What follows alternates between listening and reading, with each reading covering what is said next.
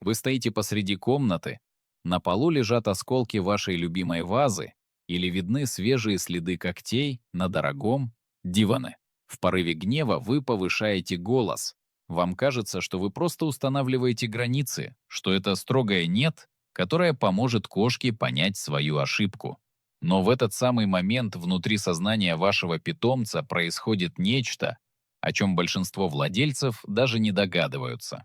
Ваша кошка не слышит исправления поведения, она слышит угрозу со стороны хищника. Правда в том, что, повышая голос, вы, возможно, незаметно разрушаете нечто в своей кошке, нечто такое, что очень трудно восстановить. Мы привыкли считать кошек независимыми и даже равнодушными, но их внутренняя архитектура доверия гораздо хрупче, чем кажется. Сегодня мы разберем, что на самом деле происходит за этими меховыми ушами, когда вы кричите, и почему ваш голос может стать самой большой преградой между вами и вашим лучшим другом. Часть 1. Голос хищника в тихой комнате. Чтобы понять, почему крик так разрушителен, мы должны сначала взглянуть на мир глазами, или вернее, ушами вашей кошки. Вы когда-нибудь задумывались, почему ваш питомец вылетает из комнаты в ту же секунду, как вы просто громко заговорили, даже если вы не обращались к нему? Секрет кроется в биологии. Кошки способны слышать частоты до 64,0 Гц, это почти в 3 раза превышает верхний, предел человеческого слуха. Их уши эволюционировали, чтобы улавливать слабейший ультразвуковой писк грызуна, движущегося в траве. Для существа с таким острым слухом внезапный крик в тихой комнате — это не просто шум. Это шоковая волна, к которой их нервная система просто не готова. То, что вам кажется твердым «нет», для кошки звучит как оглушительный взрыв на близком расстоянии. Но проблема не только в громкости.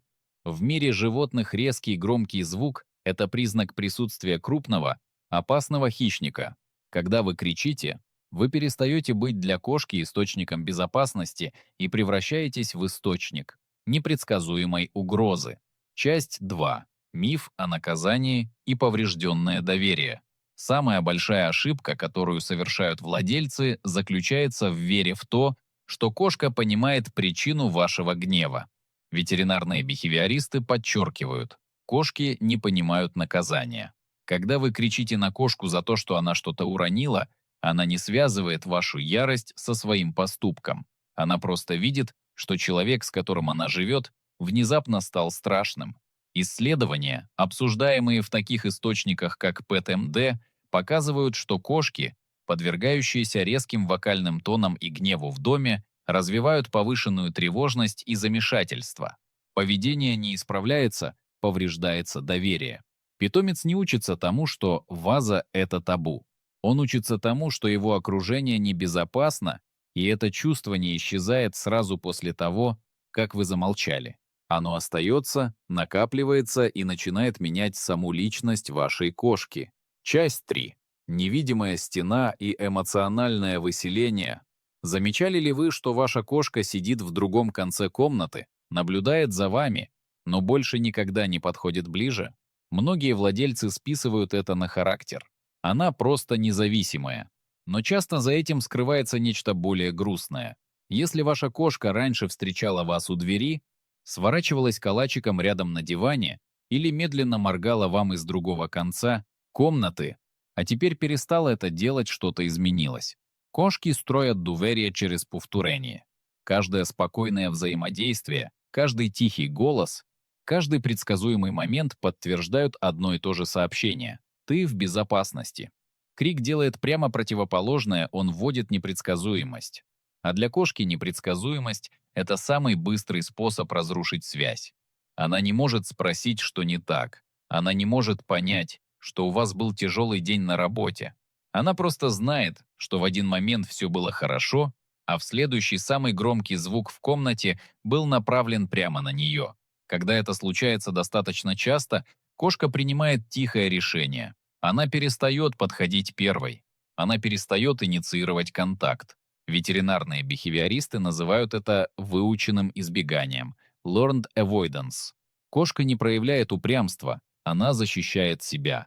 Трагедия в том, что это происходит постепенно.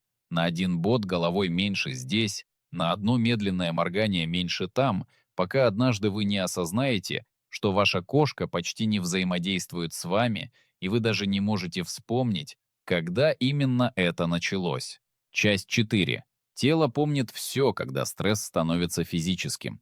Вы можете подумать, ну, моя кошка выглядит нормально, она все еще ест и спит, но биология говорит об обратном.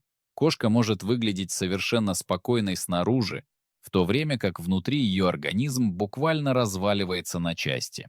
Хронический стресс от постоянных криков в течение недель и месяцев проявляется способами, которые вы никогда не свяжете со своим голосом. Это начинается с малого. Кошка начинает есть меньше. Она начинает навязчиво вылизывать одно и то же место на животе, пока шерсть не поредеет. Она начинает ходить мимо лотка, хотя в доме больше ничего не изменилось. Это не капризы, это стрессовые реакции. Когда кошка испытывает повторяющийся стресс, ее организм выделяет кортизол, тот же гормон стресса, что и у людей. В малых дозах он нормален, но когда крики продолжаются и обстановка в доме никогда не кажется стабильной, уровень кортизола остается повышенным. И именно тогда все начинает ломаться. Длительное повышение кортизола у кошек связано с ослаблением иммунитета, проблемами с пищеварением и даже с таким болезненным состоянием, как кошачий идиопатический цистит, ФИК, воспаление мочевого пузыря, которое ветеринары все чаще связывают с эмоциональным стрессом, а не с инфекцией. Ваша кошка не вредничает, когда метит ковер. Ее тело реагирует на среду, которая никогда не позволяет ей полностью расслабиться. Часть 5. Что делать вместо крика «перезагрузка», которая работает? Что, если самый эффективный способ воспитывать кошку не имеет ничего общего с вашим голосом? Большинство владельцев кричат, потому что не знают, что еще делать. Но крик никогда не был инструментом воспитания, он всегда был просто вашей реакцией. Как только вы замените крик на то, что действительно работает, вы удивитесь, почему вообще считали громкость ответом. 1. Измените среду, а не кошку. Кошки не реагируют на наказание, они реагируют на окружающую среду. Если кошка постоянно запрыгивает на кухонный стол, решение не в том, чтобы громче крикнуть «нет». Решение в том, чтобы сделать стол менее привлекательным и дать ей лучший вариант. Высокое кошачье дерево у окна или полка, на которую ей разрешено забираться, часто решают проблему сами собой, без единого слова. 2. Ваш голос как инструмент безопасности. Вам не нужно молчать. На самом деле, разговоры с кошкой – это один из лучших способов укрепить вашу связь. Но важно не то, что вы говорите, а как вы звучите. Низкий, медленный, ровный голос сигнализирует о спокойствии и безопасности. Вы можете сказать «не делай этого так», что это перенаправит внимание кошки, не вызывая у нее страха. 3. Награждайте то, что вам нравится. Этот шаг большинство людей пропускает. Когда ваша кошка использует когтеточку вместо дивана, это ваш момент. Угощение, медленное моргание или спокойное «молодец», сказанное тем самым низким, ровным голосом, работают гораздо надежнее.